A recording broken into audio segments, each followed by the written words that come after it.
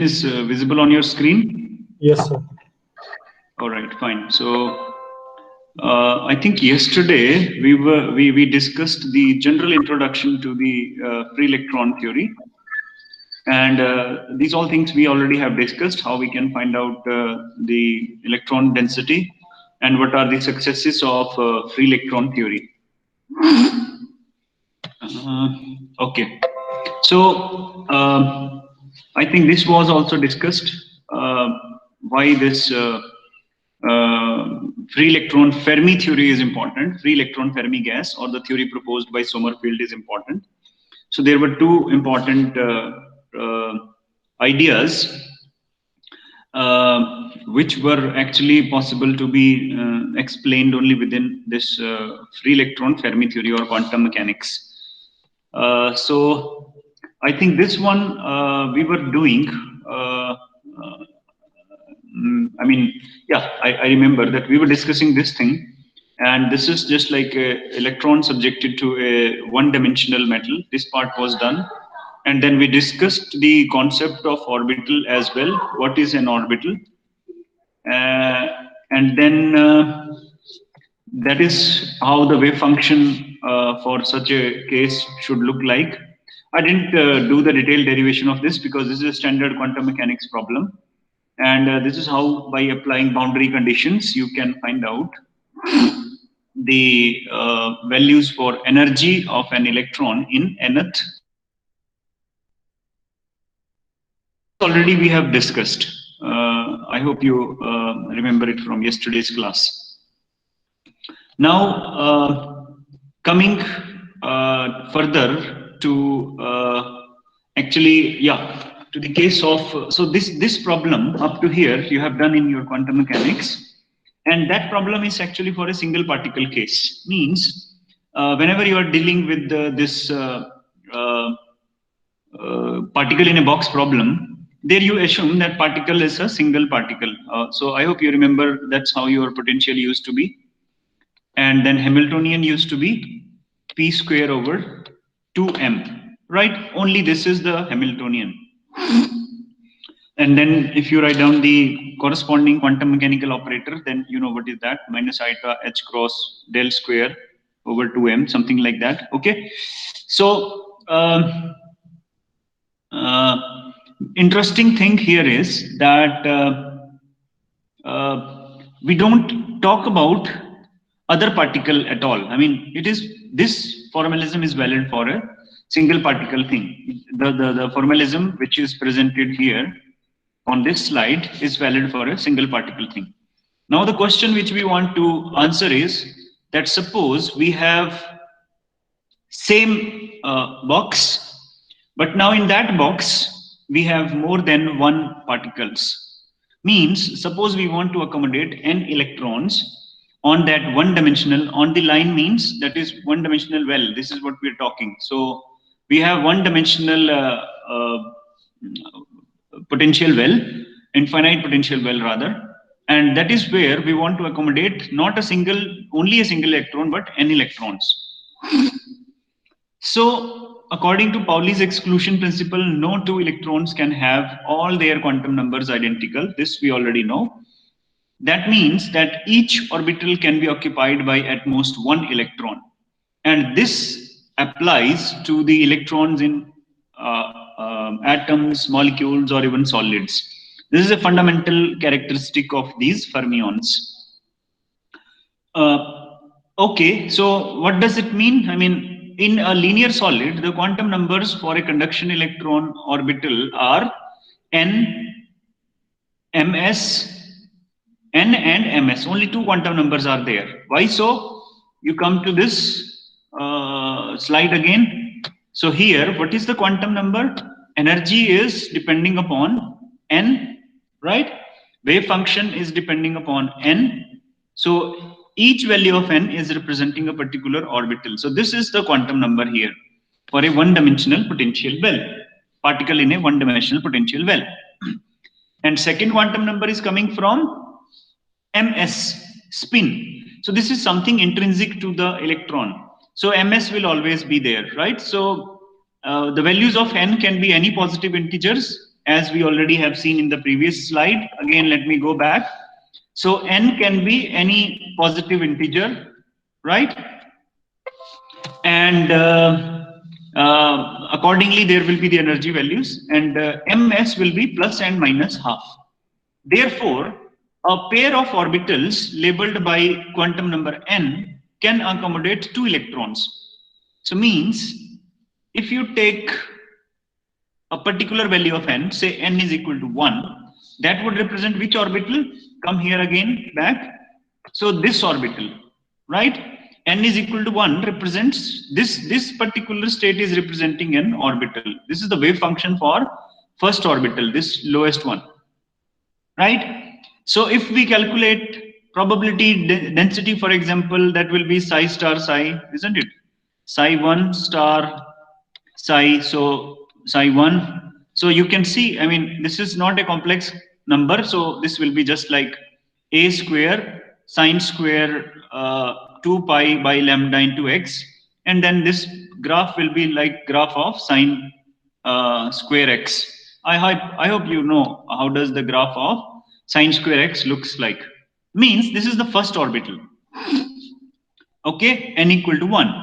So this is what he's saying. So we have a pair of orbital. What does it mean, pair of orbital? Why he is talking about pair of orbital? For n is equal to 1, you have one orbital corresponding to ms is equal to plus half, and you have another orbital corresponding to ms is equal to minus half. One with spin up and other with spin down. So means for a given value of n, for example, n equal to 1 here in present context, the ms, so depending upon ms, if it is equal to plus half, this is one particular orbital.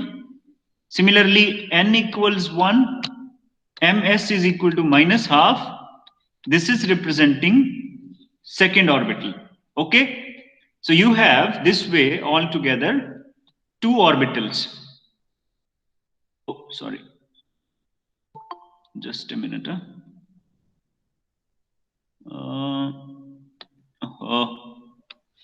Just a second, my slide went off. Let me come out again. I don't know why people are still joining. Harish, where were you? Harish, you are too late. Why?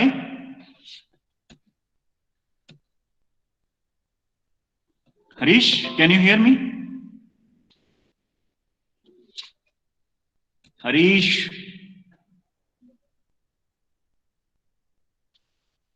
Where is Harish? He just Good morning, sir. कहाँ रह गए थे भाई?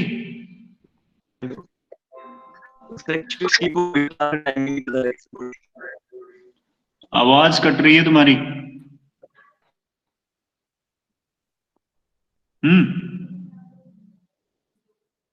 चलो, anyway ध्यान रखा करो. अच्छा, so we were talking about ये I mean filling n electrons in I mean the orbitals of a particle in a box thing. I mean you have a infinite square well. So उसकी orbitals हमारे पास आ चुकी हैं. माना किससे आई? We have different values of psi n. So we have different. Oh, sorry. There is a. Okay, I need to go back to the pen. Okay, so we have different values of psi n. So these are representing each values of n and ms representing a particular orbital. So a particular set of quantum numbers represent the address of a orbital. You can see it like that. Okay. So quantum numbers को हम इस तरह से भी देख सकते हैं कि भाई एक इलेक्ट्रॉन कौन सी लोकेशन में, कौन से ऑर्बिटल में प्रेजेंट है, वो उसका क्वांटम मैकेनिकल एड्रेस है, राइट? सो एन एल एम, वो तो जनरल, जब आप एक जनरल प्रॉब्लम करते हो, for example spherical potential hydrogen atom करते हो मान लीजिए, तो वहां पे आपके पास एडिशनल क्वांटम नंबर्स भी आते हैं. Along with n we have l, m and spin quantum number ms जिसको हम बोल रहे हैं.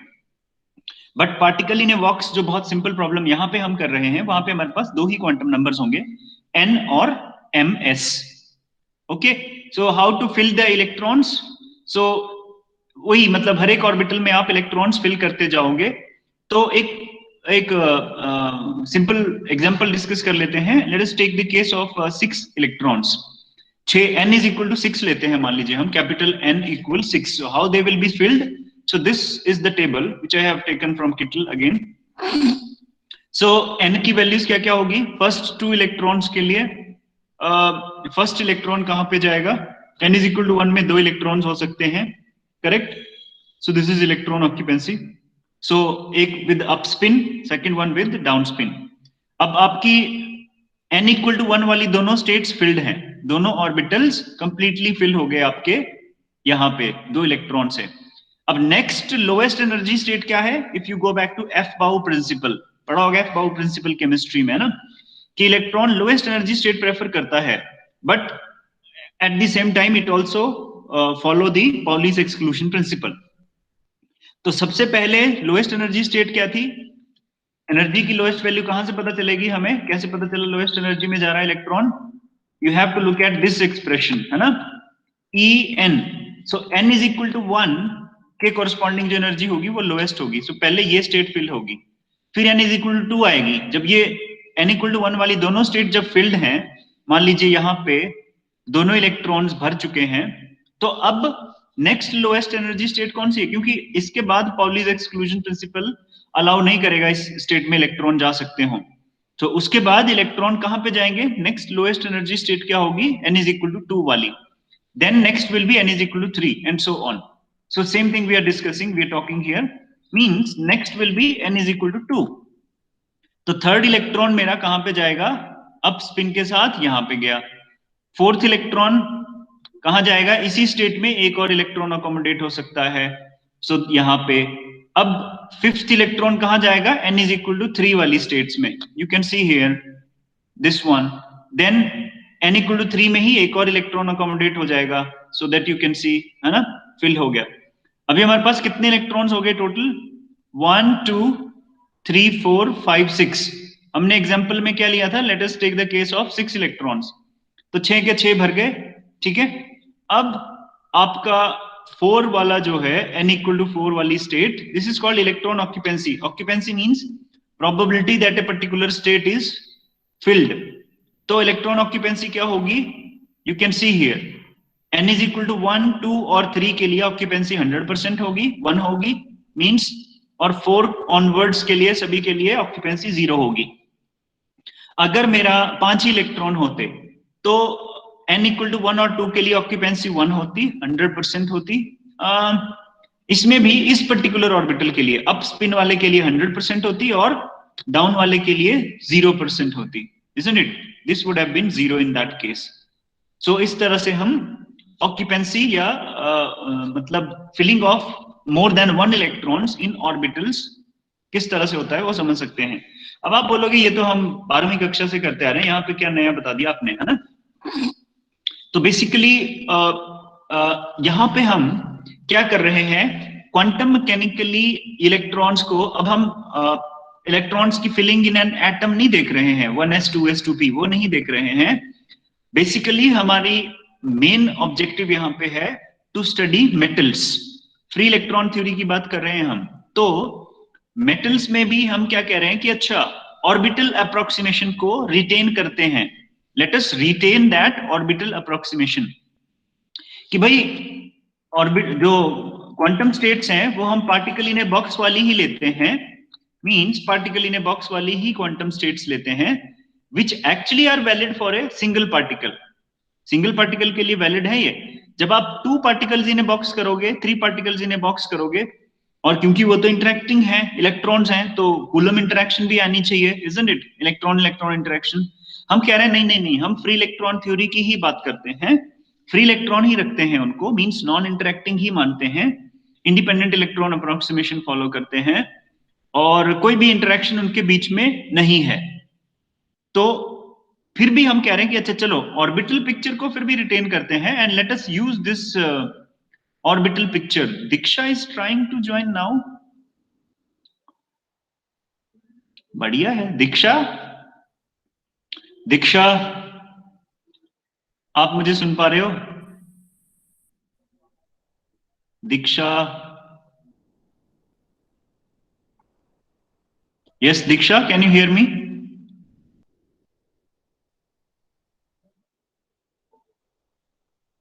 Diksha, just now she joined. I don't know where is she. Can I see her online? Okay, not here. I don't know what is going on. चलो खैर, काम की बात करते हैं, ठीक है? So हम क्या बोल रहे हैं कि भाई ऑर्बिटल पिक्चर को रखते हैं, यूज करते हैं। हम श्रोडिंगर इक्वेशन को इतना कॉम्प्लेक्स नहीं बनाना चाहते, कॉम्प्लिकेटेड नहीं बनाना चाहते, हम एक कॉम्प्लिकेटेड श्रोडिंगर इक्वेशन नहीं सॉल्व करना चाह रहे हैं।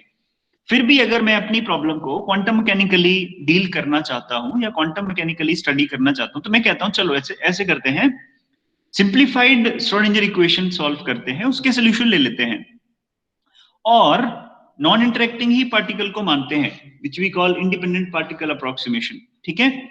और फिलिंग हम पॉलीज एक्सक्लूजन प्रिंसिपल के हिसाब से करते हैं। ऑर्बिटल ये ले लिए मैंने, मतलब ऑर्बिटल ये वाले ही ले लिए मान लीजिए, तो मैं फिलिंग कर रहा हूं पॉलीज एक्सक्लूजन प्रिंसिपल के हिसाब से। तो ये पिक्चर 100% एग्जैक्ट तो नहीं है भाई, जैसा electrons in a metal actually होने चाहिए, जिस तरीके से मुझे उनको ट्रीट करना चाहिए, वो तो नहीं कर रहा हूं मैं, मगर फिर भी किसी एक्सटेंट तक मैं क्वांटम पिक्चर तो ला रहा हूं ना, right? So this is a approximate solution, और rather than solving the complicated problem, हम कह रहे हैं कि चलो कुछ कुछ क्वांटम मैकेनिक्स ले आते हैं, पूरी तरह नहीं कर सकते हम क्योंकि that will make the life very very difficult. तो that is what is the idea here, means orbital approximation को हम रिटेन कर रहे हैं और मेनी पार्टिकल्स को सिर्फ फिलिंग का हम पॉलीज एक्सक्लूजन प्रिंसिपल साथ में ध्यान में रखते हुए उन्हीं ऑर्बिटल्स में इलेक्ट्रॉनिक एनर्जी स्टेट्स को फिल करते जा रहे हैं। Is this clear? समझ आया आपको कहानी, क्या बोलना चाह रहा हूं मैं? Is it clear? Yes sir. अच्छा, तो कभी कभी ये भी संभव हो सकता है कि भाई मोर देन वन ऑर्बिटल में हैव सेम एनर्जी। यहाँ पे भी तो है केस, इजंट इट? स्पिन की वजह से दो orbital, I mean you know energy depends only on n, not on m s, ठीक है?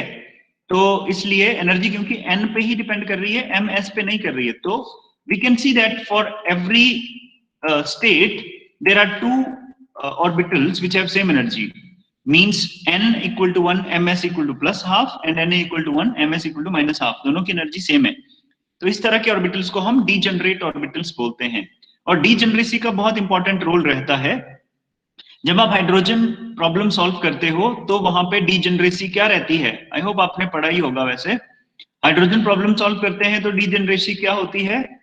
आई थिंक 2n² होती है ना, if I am not wrong, क्योंकि 1s में कितने होते हैं? 2 ना, 2 में कितने होते हैं? n इज इक्वल टू 2 के लिए कितने होते हैं? 2 तो s में आएंगे और 6 p में आएंगे, तो कितना हुआ? 6 और 2 8, मींस 2 इंटू 2², 8 हो गया ना। तीसरे में कितने होते हैं? n इक्वल टू 3 के लिए क्या होगा? 2 इंटू 3 3 9, 18 आने चाहिए। 18 आते हैं क्या? आते हैं शायद। सो हाइड्रोजन के केस में अब एक और इंटरेस्टिंग चीज, हाइड्रोजन एटम के केस में आपके 1s ऑर्बिटल्स 2 होते हैं, means with spin half plus and minus half. Similarly 2 n is equal to 1 and n is equal to 2 में क्या क्या हो सकते हैं? वैसे l is equal to l की डिफरेंट वैल्यूज हो सकती हैं क्या? 0 1, 0 एंड 1 नहीं होंगी, 2 नहीं होगी, sorry.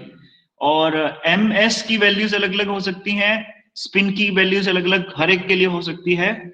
So n is equal to 2 वाली सभी स्टेट्स डीजेनरेट होती हैं, -13.6 ओवर n² होती है ना एनर्जी। वहां पे भी एनर्जी l या ms या s पे डिपेंड नहीं करती है, only it depends on n। So for hydrogen atom जब आप स्फेरिकल पोटेंशियल सॉल्व करते हो, the energy comes out to be this, तो वहां पे भी एनर्जी स्टेट्स डीजेनरेट होती हैं। एंड एक पर्टिकुलर n के लिए जो भी आप ऑर्बिटल्स देखेंगे सभी की एनर्जी सेम होती है। तो हाइड्रोजन एटम के लिए 2s और 2p की एनर्जी वैल्यू एग्जैक्टली सेम होती है। सिमिलरली 3s 3p और 3d। सो एनर्जेटिकली लिखूं तो 1s देन 2s 2p, दोनों ही, हाँ 2s 2p होंगे, then 3s 3p 3d, similarly others. इन सभी की एनर्जी एग्जैक्टली सेम होती है हाइड्रोजन के केस में। फिर आप बोलोगे अच्छा 2s पहले क्यों भरते हैं 2p बाद में क्यों? तो भाई जब आप अदर एटम्स की बात करने लगते हो, हाइड्रोजन में तो एक ही वैलेंस इलेक्ट्रॉन है ना, एक न्यूक्लियस है, मतलब एक प्रोटॉन है एक इलेक्ट्रॉन है, तो उस केस में -13.6/n² आता है। हालांकि ये बहुत स्कूल लेवल के क्वेश्चंस हैं, बट कई बारी आई मीन हमें ध्यान नहीं होता है, तो I just want to relate those things to the things which we are doing here, ताकि आपको वो क्वांटम मैकेनिक्स मींस यहाँ की वाली क्वांटम मैकेनिक्स वहां के वाली क्वांटम मैकेनिक्स से आपको समझ आ जाए। वहां पे आपको एक्सक्लूसिवली किसी ने ये नहीं बोला होगा कि ये क्वांटम मैकेनिकली ये होता है, ऐसे सोल्यूशन आते हैं। शायद आपको डायरेक्टली रट्टा मरवा दिया गया था कि भाई 1s 2s 2p and so on, that all you used to do, तो ये डीजेनरेट होते हैं। बट जब आपके मल्टी इलेक्ट्रॉन एटम्स आते हैं उस केस में वो डीजेनरेसी सेम नहीं रहती है, इट स्प्लिट्स। इसलिए वो रूल बनता है पहले 1s then 2s then 2p, 2p और 2s स्प्लिट कर जाते हैं, means then quantum sorry then energy is no more only a function of n, then it becomes a function of l as well. ठीक है, तो एक complex atom के लिए अगर आप सॉल्व करते हो तो energy actually is a function of n l। Indeed degeneracy split होती है, मतलब this is called splitting of degeneracy, splitting of energy levels because of various kinds of interaction. तो स्प्लिटिंग बहुत तरीकों से हो सकती है। फॉर एग्जांपल एनर्जी स्टेट्स में split because of spin orbit coupling, पढ़ा होगा आपने। एल एस कपलिंग होता है तो उसमें क्या होता है, कुछ स्टेट्स की एनर्जी रेज कर जाती है, कुछ की लोअर हो जाती है। सो एनर्जी में split because of spin orbit coupling, it में further split because of crystal field, पढ़ा होगा आपने केमिस्ट्री में क्रिस्टल फील्ड स्प्लिटिंग, है ना। तो के डी ऑर्बिटल्स की एनर्जी जो है वो स्प्लिट हो जाती है बिकॉज ऑफ फील्ड्स और इलेक्ट्रिक फील्ड्स और which is seen by a particular atom due to its neighbouring atoms. Crystal field splitting में मान लीजिए ये मेरा मेटल आयन है, this is my metal ion, इसके सराउंडिंग में और भी वो होंगे, क्रिस्टल है तो क्रिस्टल होगा, पीरियोडिक होगा। तो ये मेरा मेटल आयन है, इसकी इन नेबरिंग आयंस की वजह से इलेक्ट्रिक फील्ड एक्ट करेगी इसके ऊपर, इसकी डी स्टेट्स के ऊपर, जिसकी वजह से वो डी स्टेट्स जो एक्चुअली डीजेनरेट होती हैं वो स्प्लिट हो जाती हैं। और क्या बनता था आपके पास, डी स्टेट्स थी तो T2G EG कुछ बनते थे ना आपके पास, T2G EG ऑर्बिटल्स, पता नहीं किसकी लोअर होती थी, मेरे ख्याल से जहां तक मुझे याद है T2G की लोअर होती थी कुछ ऐसे। सो मींस डीजेनरेसी और डीजेनरेसी स्प्लिटिंग किसकी वजह से होता है, जैसे जैसे इंटरेक्शंस को आप पिक्चर में लाने लगोगे तो डीजेनरेसी कहीं ना कहीं स्प्लिट होने लगती है।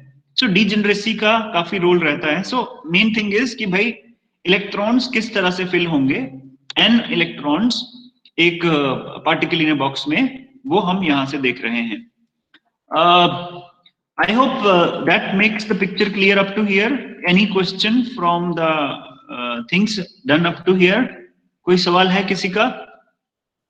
सर हाँ जी, यहाँ पे हम ms की जो वैल्यू ले रहे हैं +1/2 और -1/2, मतलब दो वैल्यू है, और उनके लिए हम बात करें कि पेयर ऑफ ऑर्बिटल्स में। हाँ हाँ, क्या क्या, बट यहाँ सॉरी, पे हाँ पेयर ऑफ ऑर्बिटल्स की हम बात करें ना कि हमारे हाँ पास जो n = 1 है, वहाँ पे पेयर ऑफ ऑर्बिटल एग्जिस्ट करेगा, जिसके लिए ms = +1/2 और -1/2 होगी। लेकिन यहाँ पे जब साइन को देखते हैं तो उसके अंदर तो ms का कुछ है ही नहीं फंडा, तो इसका मतलब हाँ, यहाँ ये जो आपका वेव फंक्शन है ये आपका स्पेशियल पार्ट है।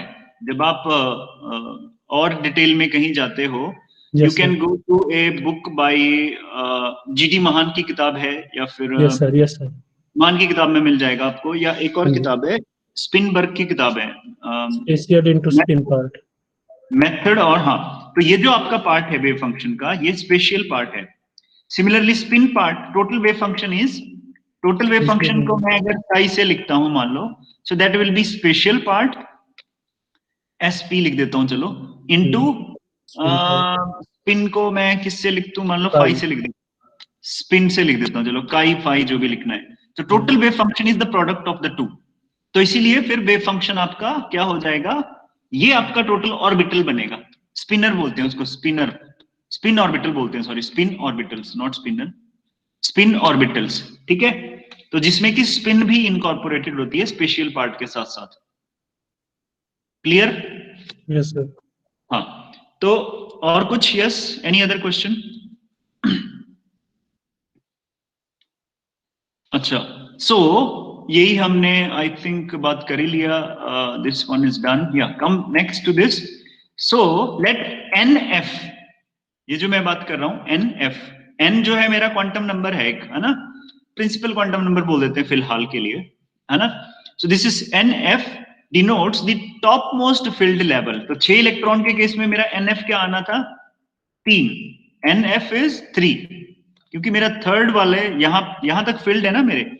सो similarly if we have capital n electrons, तो इन जनरल हम बोलना चाह रहे हैं अब, suppose that n f denotes the topmost field energy level where we start the filling level from bottom। जब हम बॉटम से भरने लगेंगे n इक्वल टू 1 से, तो हाईएस्ट कहां तक मेरे इलेक्ट्रॉन भर रहे हैं। इट्स लाइक कप है एक, इसमें मैंने पानी डाला है, कहां तक पानी भरा हुआ है, उस पानी के लेवल को मैं किससे रिप्रेजेंट कर रहा हूं, एनएफ से। उसी तरह से ऑर्बिटल का जो हाईएस्ट ऑक्यूपाइड ऑर्बिटल है, उसका क्वांटम नंबर n क्या है, उसको मैं nf बोल रहा हूं। तो ये जो f जो है यहाँ पे, इसको क्या बोलते हैं हम, this relates to the Fermi level. ठीक है, कि हाईएस्ट ऑक्यूपाइड एनर्जी स्टेट का क्वांटम नंबर क्या है, that is called the Fermi level. ठीक है, so it is convenient to suppose that n is an even number. हाँ, आई मीन ये मानने में हमें कोई प्रॉब्लम नहीं है, क्योंकि electron, number of electrons typically present in a metal is very very large, है ना। रफली सपोज एक चलो कोर्स केस लेते हैं, मान लीजिए 985 इलेक्ट्रॉन्स हैं। तो इसमें अगर हम ऑड नंबर बनाने की बजाय 986 ही बना दें, and typically actually the number of electrons is of the order of Avogadro's number, 10⁻23 के ऑर्डर का है। तो वहां इवन और ऑड का कोई ज्यादा फर्क नहीं पड़ता है, राइट, बहुत ज्यादा नंबर ऑफ इलेक्ट्रॉन्स जब हैं। सो इसलिए हम क्या कह रहे हैं कि चलो हम एक काम कर लेते हैं, इसको इवन नंबर की तरह मान लेते हैं, सो दैट हमारा क्या आना चाहिए, 2 इंटू एन एफ किसके बराबर होना चाहिए, कैपिटल एन के बराबर। This is what we are saying. Why so, क्योंकि हर एक स्टेट में, पार्टिकली बॉक्स वाला केस ले रहे हैं अभी हम, ठीक है, हर एक स्टेट में 2 इलेक्ट्रॉन्स होंगे और एनएफ स्टेट्स हैं हमारे पास जो फिल हो रही हैं, right. So total number of electrons किसके बराबर होगा, 2 into NF, that's the simple thing. तो यहां से मतलब हम एनएफ निकाल सकते हैं, which will be n by 2। ठीक है, this is what we are saying. So the energy corresponding to the uppermost filled state is called the Fermi energy। so वो जो Fermi energy है वो हम निकाल सकते हैं यहां से, बहुत important expression. so Fermi energy is, यही एनर्जी का एक्सप्रेशन था, राइट। यहां पे मैं NF की वैल्यू पुट कर देता हूं, right. so this is your n by 2। तो अगर हम यहां से एस्टिमेट करते हैं, so we can find out the expression for Fermi energy for a one dimensional electron gas, one dimensional Fermi gas, one dimensional Fermi gas। और ये Fermi energy बहुत इंपॉर्टेंट कॉन्सेप्ट है जब भी हम कंडेंस्ड मैटर में सिस्टम्स को समझने की कोशिश करते हैं। This is from where the Fermi energy concept gets introduced. So higher the energy of highest occupied state at 0 kelvin. अभी टेम्परेचर पिक्चर में आएगा, ये 0 केल्विन की अप्रोच की बात हम कर रहे हैं। सो लोएस्ट 0 केल्विन पे क्या होगा कि भाई एनर्जी स्टेट्स स्ट्रिक्टली कैसे फिल्ड होंगी कि भाई लोएस्ट एनर्जी स्टेट में ही इलेक्ट्रॉन जाएगा 0 केल्विन पे। टेम्परेचर जब आता है तो क्या होता है, उसके ऊपर बात करते हैं नेक्स्ट में। हाँ, it is just following now, means that is called the Fermi energy. अब जब हम टेम्परेचर बढ़ाते हैं, 0 केल्विन मैंने क्यों बोला कि भाई मेरे पास मान लीजिए बहुत सारी एनर्जी स्टेट्स हैं इस तरह से। सो 0 केल्विन पे ये स्टेट सबसे पहले फिल होगी, फिर उसके बाद ये स्टेट फिल होगी, फिर ये फिल होगी, और एक पर्टिकुलर स्टेट के नीचे लेट मी से फेर्मी एनर्जी स्टेट, उसके नीचे सभी स्टेट्स कंप्लीटली फिल्ड होंगी, उसके ऊपर कंप्लीटली एम्प्टी होंगी, खाली होंगी। So this is called Fermi level at 0 kelvin.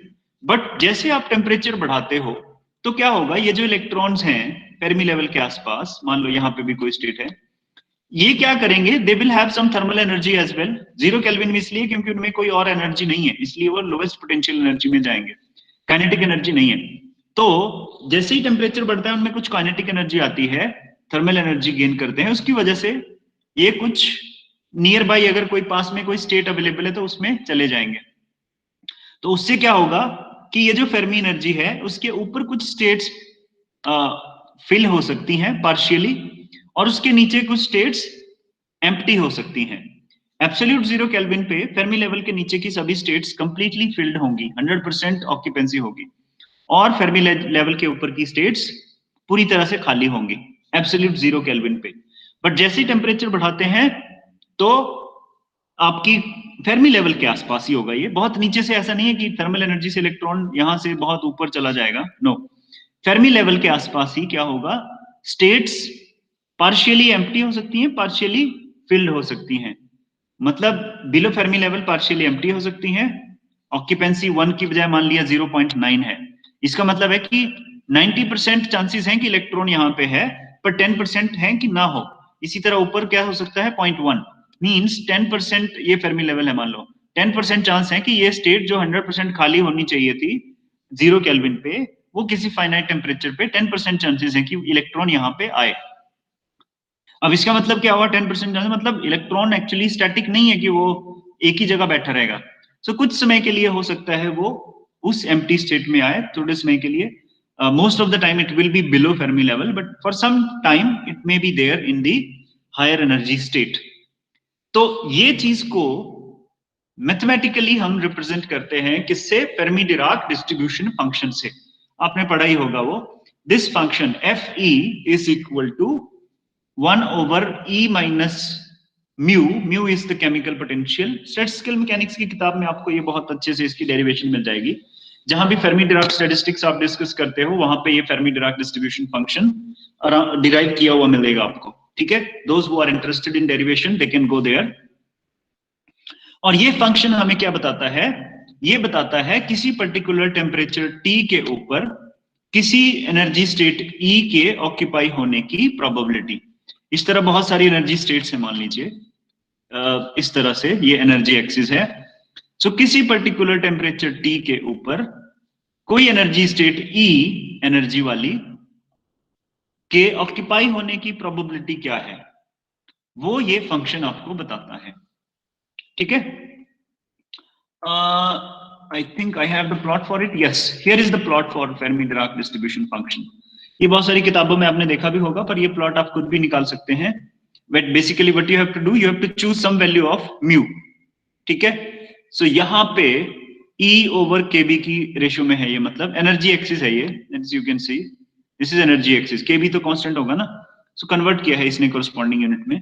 और हम ये मान लेते हैं कि चलो E म्यू जो है म्यू एक्चुअली केमिकल पोटेंशियल है, उसके भी यूनिट्स एनर्जी के ही होते हैं। सपोज म्यू इज 5 यूनिट, ठीक है, into 5 into 10⁴ kelvin, this is what we are saying, ठीक है। सॉरी, ठीक है। तो उस केस में अभी ये अलग अलग टेम्परेचर्स पे हम बात कर रहे हैं। He is saying this is Fermi Dirac distribution function at 500 kelvin, which is very high temperature, reasonably high, है ना। और एब्सोल्यूट 0 पे अगर आप देखते हो, T इक्वल टू 0 पुट करते हो आप, ये भी अगेन आपको बहुत सारी किताबों में मिल जाएगा। T इक्वल टू 0 पे अगर इसको आप कैलकुलेट करते हो, लिमिटिंग वैल्यू होगी। T इक्वल टू 0 पे क्या होगा, देयर आर 2 केसेस, 2 सिचुएशंस। चलो ऐसे क्विकली देख लेते हैं। T इक्वल टू 0 के ऊपर ये फंक्शन को हम कैसे देखेंगे, f ऑफ E किसके बराबर होगा, this is 1 over E raise to the power, 2 cases हैं अब। T इक्वल टू 0 पे E लेस देन म्यू, एक केस ये होगा, दूसरा केस क्या होगा, E greater than mu. So पहले E लेस देन म्यू वाला केस देख लेते हैं। So this will be E raise to the power, means exponential raise to the power some negative number, negative number होगा ना ये, क्योंकि E is less than mu, so mu greater है तो E minus mu will be negative number, क्योंकि mu बड़ा है E छोटा है। Negative number divided by T is 0, सो ये किसके बराबर आएगा? +1। ये तो रहेगा ही दूसरी टर्म +1, ठीक है। So E raise to the power minus something which is negative over 0, 0 को अभी ऐसे रखते हैं, इंफिनिटी नहीं बनाते। This will be 1 over E raise to the power something like infinity, है ना। 1 over E raise to the power infinity होगी ये टर्म, तो ये किसके बराबर होगी? 0, 1 over infinity +1, so this is 1 over 1। 1 over 1 क्या होगा? 1 मींस एब्सोल्यूट 0 पे क्या होगा? f ऑफ E जो है this will be equal to 1 for E less than mu, ऐसे लिख देते हैं, ठीक है। और सिमिलरली जब आप E ग्रेटर देन म्यू करोगे, सेम सिचुएशन, तो ये 0 आएगा for E greater than mu. So means Fermi Dirac distribution function 0 kelvin के ऊपर कैसे होगा? You can see it will be just like a step function, है ना। फेर्मी लेवल के ऊपर तक की, और FE1 होने का मतलब क्या है कि सभी स्टेट्स कंप्लीटली फिल्ड हैं, और सॉरी ये थोड़ा खराब सा बन गया। फेर्मी लेवल के नीचे की सभी स्टेट्स कंप्लीटली फिल्ड हैं और फेर्मी लेवल के ऊपर की सभी स्टेट्स खाली हैं। This is what it mean, ऐसा कुछ दिखेगा आपको ये। Oh sorry, what happened to this guy, just a minute. Yeah, so this is how the Fermi-Dirac distribution function at absolute 0 Kelvin would look like. ये आपकी Fermi energy है, mu बोल सकते हैं आप। अब जैसे जैसे टेम्परेचर बढ़ेगा, इस ग्राफ में थोड़ी स्मीयरिंग होती है, इस इज कॉल्ड स्मीयरिंग, इस तरह से ऊपर दिख ही रहा है, तो मैं इसको दोबारा नहीं, आई मीन दोबारा क्या ड्रॉ करना है। So you can see there is slight smearing, you can notice here slight smearing here. इसका मतलब क्या है कि भाई फेर्मी लेवल के थोड़ा सा नीचे अगर आप जाएंगे तो जो प्रोबेबिलिटी 100% थी वो क्लोज टू मे बी 0.98 या 0.99, 0.90 ऐसे कुछ रहेगी। 500 केल्विन पे आप क्या बोल सकते हैं कि फेर्मी लेवल के आसपास की स्टेट्स इतनी सी ही रीजन में होगा, पर ये सब इफेक्ट ऑफ टेम्परेचर, इतने से रीजन में फेर्मी लेवल के नीचे की कुछ स्टेट्स पार्शियली एम्प्टी हो सकती हैं और फेर्मी लेवल के ऊपर की कुछ स्टेट्स पार्शियली भरी हुई हो सकती हैं। So this thing is the effect of temperature. हाँ, फेर्मी लेवल के बहुत नीचे अगर आप जाते हो तो उस पे कुछ ज्यादा फर्क नहीं है 500 केल्विन के ऊपर। अगर आप 5000 केल्विन पे जाते हो, which is very high temperature Indeed, 5000 kelvin पे तो सारी लगभग मेटल्स मेल्ट ही कर जाएंगी, है ना। हाँ, मतलब वो स्ट्रक्चर ही नहीं बचेगा, सॉलिड ही नहीं बचेगा। तो इसका मतलब प्रैक्टिकली सॉलिड क्रिस्टल्स की अगर हम बात कर रहे हैं तो जो भी टेम्परेचर के इफेक्ट्स होंगे वो किस पे पड़ेंगे? मेनली फेर्मी लेवल के आसपास ही देखने को मिलेंगे आपको। फेर्मी लेवल से बहुत नीचे या बहुत ऊपर आपको कुछ भी देखने को नहीं हो मिलेगा changes. Means the states very below Fermi level will be completely occupied even at reasonably high temperature, and states above Fermi level will be completely empty. और ये जो फेर्मी लेवल के आसपास जो ये थोड़ी बहुत चेंजेस हो रही हैं बिकॉज ऑफ टेम्परेचर, या ये फेर्मी डिराक डिस्ट्रीब्यूशन फंक्शन जो चेंज होता है, इससे बहुत सारी टेम्परेचर डिपेंडेंट प्रॉपर्टीज को हम एक्सप्लेन कर सकते हैं मेटल्स की। और ये कितने, अच्छा दूसरा क्वेश्चन है कि ये स्मीयरिंग ये जो है ना चेंज, ये जो विड्थ है, ये किस ऑर्डर का होगा? ये जहां पे वो रहेगा, this width is related to the thermal energy kBT, ठीक है। अच्छा, आप क्या करें, अरे यार एक मेरे को तुम्हारी असाइनमेंट रह गई है। आपने वो स्पेसिफिक हीट वाला कर लिया होगा, डिबाई मॉडल वाला। अभी मैं 10 मिनट बाद क्लास के अपलोड कर दूंगा वो। You just have to upload the things which you have done. एक आपने क्या करना है, ये जो फेर्मी डिराक डिस्ट्रीब्यूशन फंक्शन है इसके प्लॉट्स खुद से बनाओ। मतलब एक प्रोग्राम लिखना, बहुत सिंपल सा प्रोग्राम होगा, पर उससे आपको प्रैक्टिकली समझने में हेल्प मिलेगी। एक तो आप kBT लीजिए, अलग अलग टेम्परेचर लीजिए, सो बोल्ट्जमैन कांस्टेंट की वैल्यू पुट कर दीजिए, वहां से आप केबीटी थर्मल एनर्जी को मे बी ईवी में चेंज कर लीजिए। सो रूम टेम्परेचर एनर्जी जो होती है ना केबीटी, अगर आप निकालते हो रूम टेम्परेचर पे, विच इज रफली like 300 kelvin, that comes out to be milli electron volt, meV, milli electron volt के आसपास होती है वो, 25 मिली इलेक्ट्रॉन वोल्ट के आसपास आती है। तो आप ये देखेंगे कि पर्टिकुलर टेम्परेचर के ऊपर ये जो स्मीयरिंग है ये मिली इलेक्ट्रॉन वोल्ट के ऑर्डर की होती है।